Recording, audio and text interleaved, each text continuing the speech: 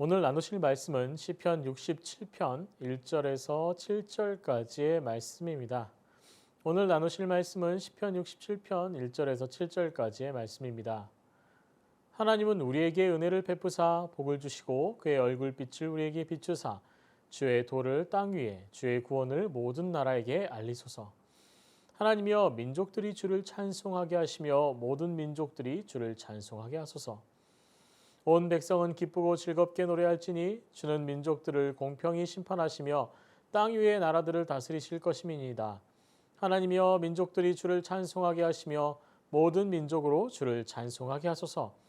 땅이 그의 소산을 내어 주었으니 하나님 곧 우리 하나님이 우리에게 복을 주시리로다. 하나님이 우리에게 복을 주시리니 땅의 모든 끝이 하나님을 경외하리로다. 아멘. 시편 67편 1절에서 7절은 민수기 6장 24절에서 27절에 제사장의 축복장과 구절과 유사합니다. 하나님의 복이 우리에게 은혜를 베푸시고 복을 주시고 하나님의 얼굴빛을 우리에게 비추시고 주의 도를 땅 위에 주의 구원을 모든 나라에 알리소서라고 말씀을 시작하므로 하나님께서 우리 인생과 삶에 축복하시며 세상의 어떠한 존재보다 하나님의 복의 구원이심을 말씀하십니다. 사람이 누릴 수 있는 가장 큰 복은 바로 하나님께서 우리에게 주시는 구원입니다. 민수기 6장 24절은 제사장이 이스라엘의 회중을 향하여 복의 근원이신 하나님을 의지하여 복을 선포합니다. 이 복은 하나님의 자녀로 백성으로 받게 된 은혜입니다. 시편 67편의 시편 저자는 하나님께서 복을 베풀어 주시고 이 구원의 복이 모든 나라 가운데 임하기를 기원합니다. 이어서 3절에서 하나님이여 민족들이 주를 찬송하게 하시며 모든 민족들이 주를 찬송하게 하소서라고 소망을 하나님 앞에 고백합니다. 이 고백은 모든 이들이 하나님을 통하여 구원을 얻으며 은혜를 누리는 세계를 꿈꾸는 고백입니다. 이 고백은 지상 대명령으로 이어지는 흐름을 가지는데 믿는 자들의 모든 삶의 목적은 모든 세계가 하나님을 알도록 일생 동안 복음을 증거하는 삶을 살아가는 것입니다. 이 복음 증거의 삶은 하나님의 구원을 모두와 나누는 것이고 하나님께서 우리를 부르심의 자리로 부르신 것 같이 모든 이들에게 하나님의 구원을 이루도록 우리 스스로가 복음을 통해 하나님의 복의 근원이 되도록 하는 것입니다. 하나님께서 아브라함을 통해 약속하신 것처럼 하나님의 자녀로서 복의 근원이 되는 삶을 살아가도록 하신 것처럼 하나님의 자녀된 백성들이 모든 민족의 복음을 통하여 복의 근원이 되도록 하신 사명을 붙잡고 하루하루 하나님의 은혜를 누리는 삶으로 살아가야 할 것입니다. 이러한 복의 근원이 되는 삶, 또 복음을 통한 복의 근원이 되는 삶은 교회 공동체 안에서만 이루어지도록 하는 것이 아니라 모든 순간에 자신의 삶의 터전에서 이루어지도록 해야 합니다. 칼뱅은 이 소명을 목회자만 받는 것이 아니라 직업을 가진 모두가 받는 것이라고 기록합니다. 자신의 삶의 자리, 직업을 가지고 삶을 살아가는 것은 어느 곳이나 자신의 삶의 예배의 자리가 되어야 합니다. 이 삶의 예배의 자리에서는 모든 순간 공개되고 동료들에게 흘러가야 하는 것은 바로 복음입니다. 이 복음이 말씀이 전혀 없는 이에게 말씀으로 선포되는 것도 포함이 되겠지만 삶의 자리에서 자신이 하는 일의 자리에서 그 일을 통해서 하나님의 복음이 나타나야 하는 것을 말합니다. 그리고 그 복음을 통해서 믿지 않는 사람의 구원이 이루어질 수 있어야 합니다. 제가 군을 제대하고 작은 중공업 회사에 취업해서 일을 하던 시기가 있었습니다. 회사에 입사하자마자 목사가 되려고 하는 어린애 하나가 회사에 입사했다는 소문이 돌았습니다.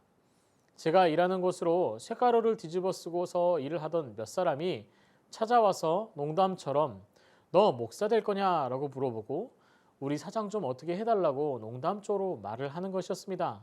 교회를 다니는 거 알고 있는데 사람을 너무 부려먹고 괴롭혀서 도저히 못 살겠다. 그러니 네가 목사 될 사람이니까 찾아가서 따끔하게 혼쭐을 내어달라. 이것이었습니다. 너무도 황당한 요청이었죠. 그 이후에도 회사 안에서 믿는 집사 직분을 가진 분들과 이야기도 나누고 믿지 않는 사람들과의 짓궂은 말상대를 하며 1년여가량 묵묵히 일을 했더니 저에게 일을 가르쳐주던 사람이 회사를 떠나며 너 같은 사람이 다니는 교회라면 다녀볼 만하겠다라고 고백하고선 이직한 곳에서 교회에 등록하겠다고 이야기를 한 적이 있습니다. 물론 이 일은 모두 하나님이 하신 일이고 저는 그냥 묵묵히 일을 했을 뿐이죠.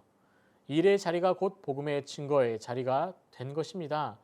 일의 자리가 하나님의 은혜의 평가가 되는 곳이 되었습니다.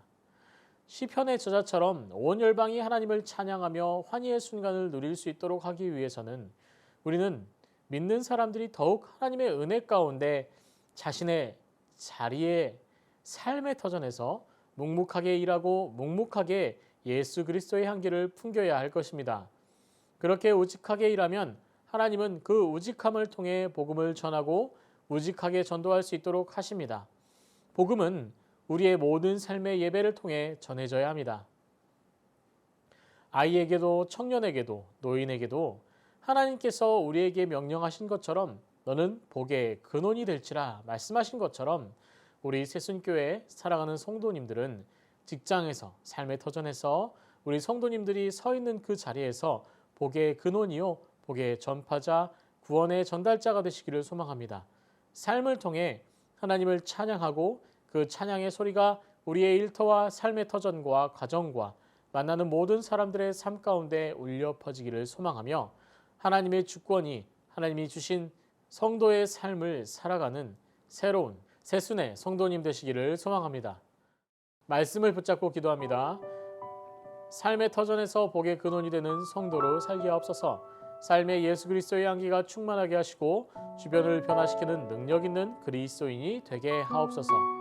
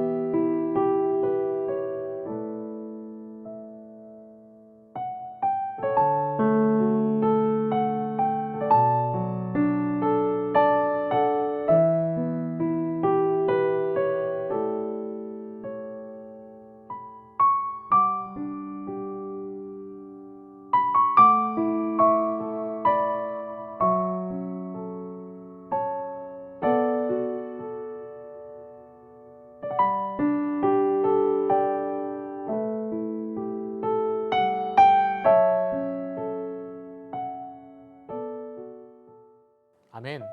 나라를 위해서 기도합니다. 하나님의 세심한 손길이 코로나로 고난을 겪는 모든 국민의 마음에 임하여 주시어 평안과 위로를 허락하여 주시옵소서.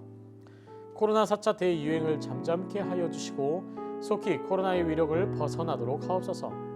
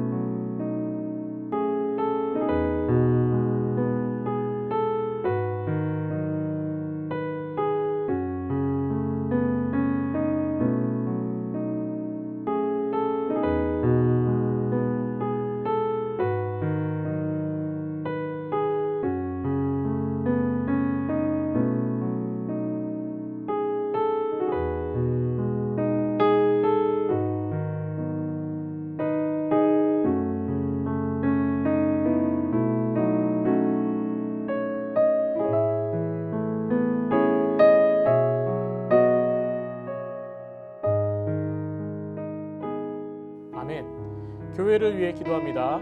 광주 새순교회가 말씀으로 충만하며 성령으로 충만하여지도록 은혜를 허락하여 주옵소서. 복음을 충만하게 누리는 교회, 하나님의 영광이 되는 새순교회가 되며 지역을 섬기는 교회로 사랑이 많은 교회, 공동체로 쓰임받는 교회가 되게 하옵소서. 계속되는 다음 세대 여름 성경학교를 위해서 기도합시다. 수련의 기간 동안 안전하게 지켜주시고 여름 성경학교를 통해 믿음의 성장과 은혜를 충만하게 누리게 하옵소서.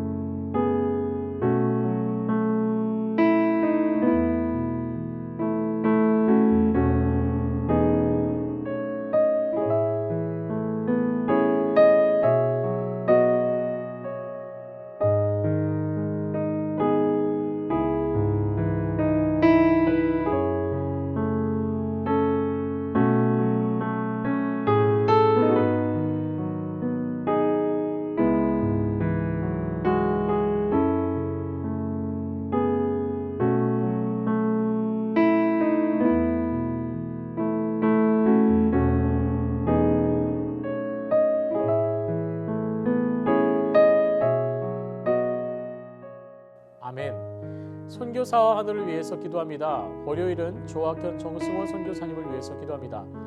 모임이 재개되어 8월 중 피란 형제와 완나 자매가 교회 모임을 통해 세례를 받을 수 있도록 하옵소서.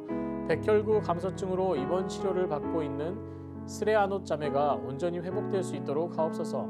김일혜 집사님, 김영자 권사님, 김찬준 집사님, 정순금 권사님, 김봉남 권사님, 조금열 집사님, 최혁기 성도님, 정성혜 집사님 어머님을 위해서 김광순 집사님과 힐트 집사님, 강민혁 형제, 김평수 집사님의 회복을 위해서 기도하겠습니다. 기도하십니다.